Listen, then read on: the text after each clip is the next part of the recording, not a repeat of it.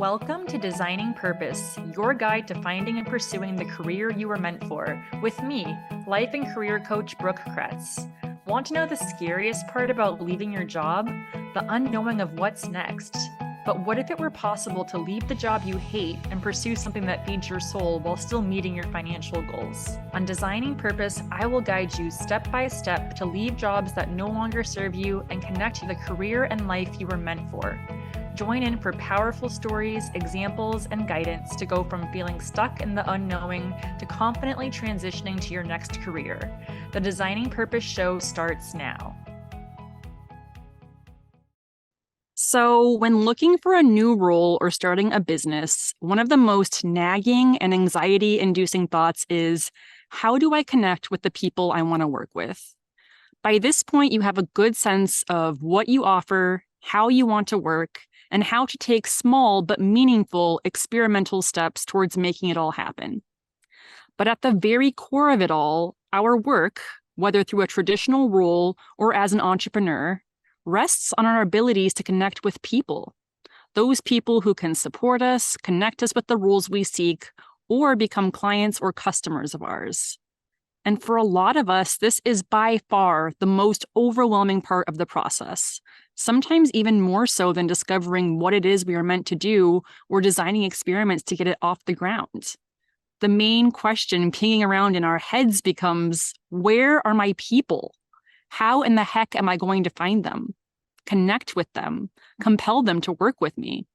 This is really the lifeblood that determines whether you land the role you desire or launch a viable and thriving business. So to help you guys out, I thought I would bring in another business and career coach who specializes in this to give us some pointers on how we can reach our target markets and understand how to position ourselves. Please welcome business and career coach Trish Hellman. Hello, I am Trish, and welcome to Target Market Attraction 101, where you are going to grind, hustle, and hobnob with so many Toms, Dicks, and Marys that I want your hand to be bleeding from shaking so many others, your car transmission shot from driving to so many networking events, and your phone to physically catch on fire from all the social media notifications and DMs you'll receive. Let's get started. The first thing you need to do is get on social media. All of them. You need platforms on Facebook, on X, on Instagram, on TikTok, on Snapchat. Hell, jump back on Tumblr just for good measure. You want to be where all the eyeballs are. And God only knows that everyone's eyeballs are glued to their phones 98% of their waking hours. Every single platform needs to have a seamless content strategy prepared for the next 6 months. You need videos, listicles, surveys, polls, trolls, bots. Wait, sorry, ignore those last two. Posting at least 4 times a week at different times and in different formats on every single platform. You get up in the morning, go live. Show people what you're doing. Film yourself walking to your desk. Film yourself opening your email. Film yourself talking about your anxiety and how you're hashtag okay to not be okay. And that's okay. People will love it. You'll be relatable to them. Promote your posts with paid ads. Don't worry, it's only a $600 investment per month per platform, so it's no problem for you. Next, you need to be out networking at all the events. Any of your people are gathered, you will be there with your own laminated name tag ready to be slapped on and a slew of business cards busting out of your pockets. Go everywhere. Trade shows, Rotary clubs, Toastmasters, co-working spaces, church groups, random family potlucks. Your goal is to pass out as many business cards as you can. If all else fails, throw them into the sky, make them rain like confetti as you methodically circle the room. Aggressively follow up with every single person you meet to get individual coffees, drinks, bat mitzvah invitations, anything to keep getting in their face and remind them who you are no matter what you do. The next thing you can do is write books and put them on Amazon. Write on anything. Ask your friends to buy it, make it a bestseller. The only way people will trust you is if you write and sell a book on the topic. So get that in early, people. Promote it with more paid ads to drive traffic to your page and website. It all circulates, people. Keep it circulating. Keep it circulating. All in all, your goal is to network, market yourself, and reach out to people approximately 164 hours a week and make 10,000 contacts a month to ensure that you meet your career or business goals. It's really as easy as that, okay? All right, I gotta go live on TikTok on how to power nap while working at the same time. It's possible. It's possible, people. Okay, later, bye. So while this may be an exaggerated dramatization, a lot of it is not that far off from what you see these days, right? About how to land your dream job or dream clients. Google searches, blogs, and books will tell you all about how social media, mastering Google Analytics, seeking out every major networking group in your area, and listing your website and business card on any service you find are the only ways to find success in finding and converting either that perfect role or paying clients. So often I have clients coming to me overwhelmed, saying they don't think they can do this because they don't know where the people they need to connect with are, and they don't want to sell themselves to make connections. We have these mental models that to get what you want and meet who you need to, you have to constantly be hustling, grinding, out there. And for the majority of people, this is their actual definition of hell. Putting yourself out there in any case is intimidating, but to continuously do it to groups of strangers multiple times day after day sounds downright impossible. But the thing is, not only is all of this completely unrealistic to keep up with, doing all of this will actually not help you connect with that dream role or clients as efficiently, effectively, and easily as you could be. In today's episode, we will explore the theory behind this way of thinking, why it is actually not useful for you and how you spend your energy, and what to actually do to connect with a steady stream of high-quality, right-fit contacts who can help you land your dream role or clients. And we'll do this by helping you answer the questions of, how many people do I need to make my job search or business viable? Who are these people I am targeting? Where do they live? What do they seek? And where are they searching for it currently? And how do they interact with your preferred working style? And as always, I want you to honestly answer one question by the end of the episode. Can I release the pressure to make contacts with everyone and instead focus my energy on fewer but more targeted, high-quality contacts to land my dream role or clients? Let's get started with calculating your total number of contacts.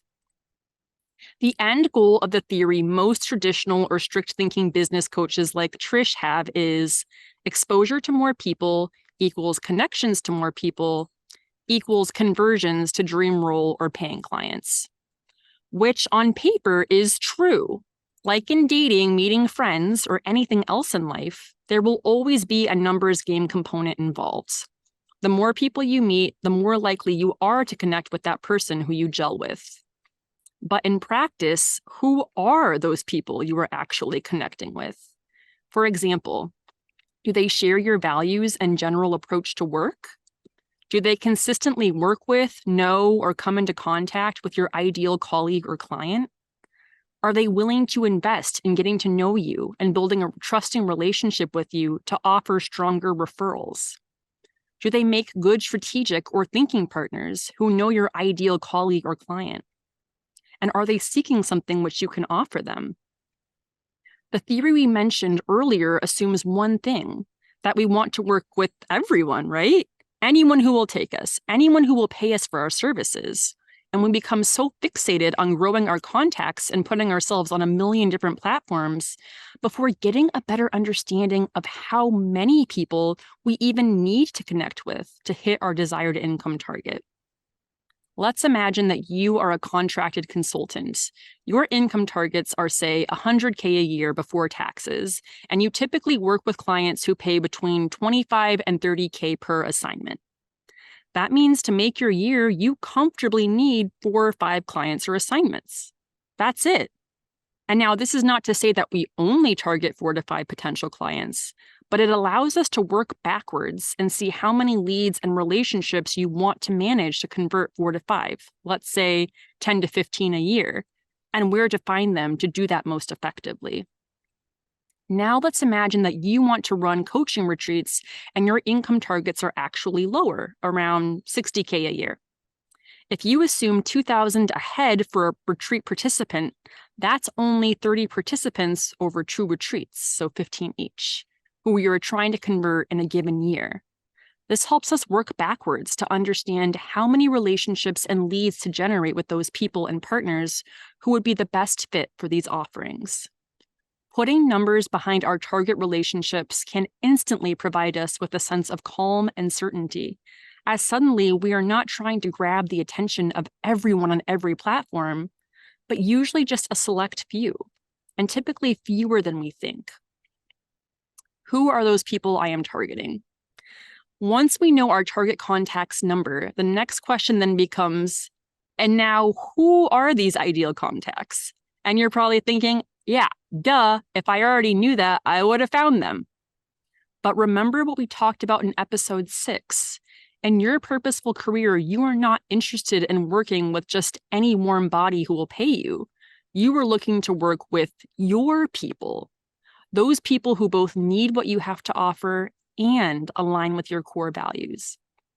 Try to get as clear as you can about your target personas and the kinds of people you can both see benefiting from what you have to offer and that you feel would be a good working relationship for you. Think beyond things like age and gender and think more about what they've gone through and what they are experiencing. What might they have countered that led them to feel like they do now? What things might they be hearing from others, thinking, struggling with? And how open are they to seeking better options or solving their issues? It can even be helpful to give certain personas names and stories to help illustrate who you could work and vibe well with. Let's look at my own example. At the core of what I do, I am looking for people who hate their jobs but don't know what else to do or how to get there. But this could be millions of people. This could be Wall Street bankers who are unhappy and want to start their own hedge funds. This could be program managers who want more creative ownership in a different role. This could be defense contractors wanting to get into management consulting. And in these cases, there can be different mindsets, expectations, and ways of meeting these goals people gravitate towards. And I have a specific way I enjoy working to help people meet their goals. So my new target contact is not just someone who hates their job but doesn't know what else to do or how to get there, but is also someone who is open, motivated, and invested in the ways in which I can guide them towards these goals. Here is an example of a target client from my own coaching practice. Meet Jane. Jane is talented and driven, but feels consistently overworked, and her job description ends up becoming most of the things she doesn't enjoy doing because her team doesn't see other options to fill the gaps. She sees ways to do things differently, but they typically fall on deaf ears, or people are too overworked to make any meaningful changes. She enjoys channeling her creativity in art when she is not so stressed and overwhelmed, and is open to new ways of thinking and seeing the world around her. Even though it is also hard for her sometimes, she decides to prioritize herself and seek out a coach to help her find a new role that fits her better. We work well together because Jane is open to new ways of thinking and motivated to find where she fits best, even if it sometimes feels really hard, scary, or uncertain. She also likes to find humor and the light side of things, which can make it easier for us to move through tough and entrenched sticking points during coaching. Think not only about what the people you want to connect with need, but who would be a good fit for you. This will help you to address the next question of where do they live? Now, this does not literally mean where are their houses. No one wants to work with stalkers. When we say where do they live, what we really mean is where are they spending their time? What kinds of businesses or spaces are they frequenting? What kinds of people are they meeting and interacting with? What kinds of online platforms, channels, or creators are they following?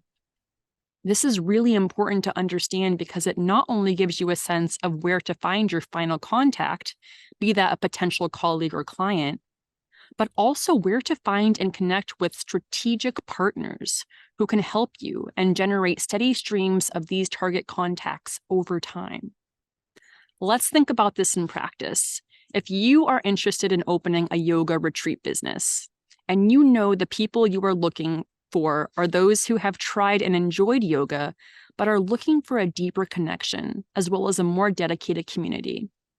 Your people might be going to a weekly yoga class at an existing studio, getting massages or other healing body work done, part of online community groups or message boards looking to engage more with people in their local neighborhoods, going to workshops on work-life balance or other stress management techniques, a member of a co-working space looking to engage more with other people because they feel isolated working alone, and part of discussion groups focused on healthy living, fitness, or other movement activities.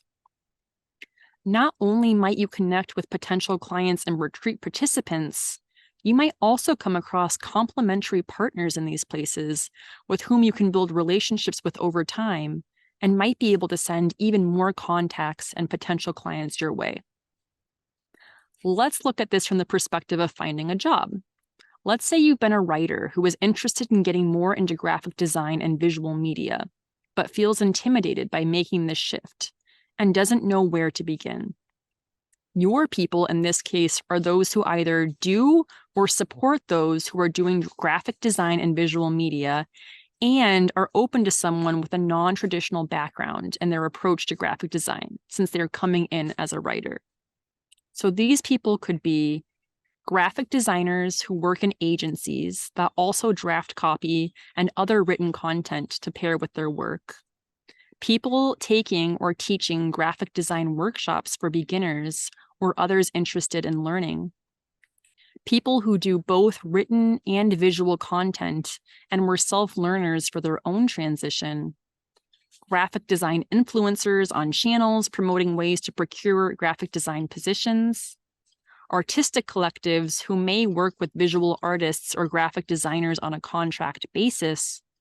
Or bloggers or other content creators already blending writing with graphic design at their organizations.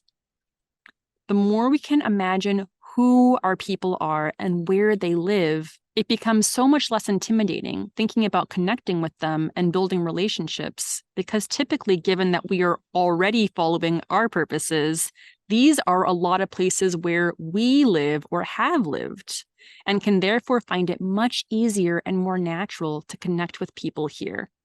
No crowded, nondescript job fair or giant networking events needed. And now that we have a better understanding of how many people we need to contact, who those people are, and where to find them, let's take a look at how we can best engage with them in ways that both feel authentic for us and have a higher probability of generating high quality, consistent, and rewarding relationships. How can you meet and connect with them through your preferred working style? Again, this comes back to our mental models that meeting and making contacts with someone has to be a certain way. We have to formally network with our elevator pitches and business cards poised and ready to go. We have to set up a ton of awkward drinks and coffees with total strangers to ask them about job openings and if they'll look at your resume. But remember, we are still looking not only to connect with your people, but to convert them into viable working partners or clients. And chances are, if you are trying to engage with people in ways that feel inauthentic for you, not only will it make it more difficult to get excited and motivated about connecting with people, you are also much less likely to connect with and convert your people. Remember, we are not asking you to go out and leverage every known marketing and networking mechanism on the planet, just hoping a percentage of them somehow say yes. We are setting up 2 or 3 targeted strategic mechanisms that target who your people are, where they live, and how you feel comfortable engaging with them. Because chances are, this is how they want to connect with you too. So this is then your opportunity to look at yourself and what makes you excited and motivated to build those consistent, high-quality, right-fit relationships. Do you not really enjoy working a room full of strangers, but prefer smaller groups or individuals you can talk with for hours and meet easily over time? Reaching out to targeted small groups or individuals where they are, or joining special networking groups that focus on specifically supporting each other over time, like Business Network International, might be for you. The idea of going live on Instagram makes you want to puke, but you still enjoy getting your message out there? Volunteer to lead a free small group workshop about something you do with a few people you trust, or those whom have regular contact with your ideal colleague or client. You're a single mom who's short on time and doesn't have the bandwidth to meet people in person consistently? Find a Facebook group of people who align with the particular problem you are solving and begin offering targeted advice, content, or short 30-minute consultations to build your small but mighty network of contacts. The key here is not to force yourself into things just because that is what you have to do. It's not. Remember, you might get 200 responses to something, but only 7 are a good fit, or you engage with people in ways that feel right for you and only get 14 responses, but 12 of them are incredibly strong and lead to a job or paying client. Go back and look at your numbers, who your target colleague or client is, and where they live, and check in with yourself on how you feel best when engaging with people. From there, you can choose the 2 to 3 engagement strategies to build upon in small but consistent ways.